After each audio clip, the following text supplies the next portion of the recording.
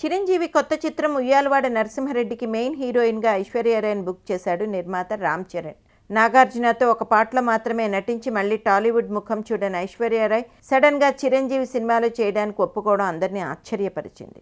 నిజానికి బాలీవుడ్లో ఐశ్వర్యరాయ్ పరిస్థితి అంతగా బాలేదు. వయసు కూడా ఒక పెద్ద ఫ్యాక్టర్. అభిషేక్ బచ్చన్ కూడా ముందులో ఐశ్వర్యతో కలిసి నటించడానికి ఇష్టపడటం లేదు.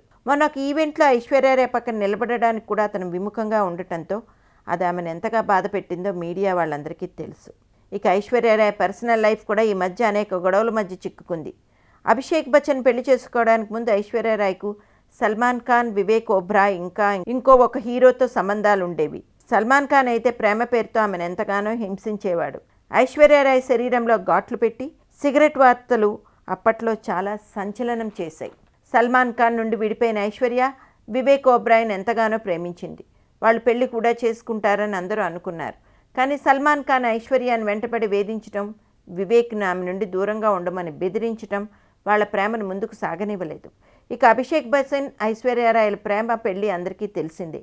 కానీ ఐశ్వర్య గత ప్రేమాయణాలు ఇప్పుడు అభిషేక్ని ఇబ్బంది పెడుతున్నట్టు వార్తలు వస్తున్నాయి.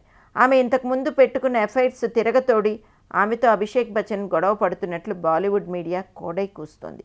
ఈ పరిస్థితిలో ఆమె చిరంజీవి సినిమా ఒప్పుకొని అందరికీ షాక్ గురిచేసింది. పర్సనల్ లైఫ్కి, కెరియర్కి సంబంధం లేకపోయినా ఈ నిర్ణయం వెనుక చాలా పెద్ద రీజన్ ఉందన్నట్లు వార్తలు వస్తున్నాయి.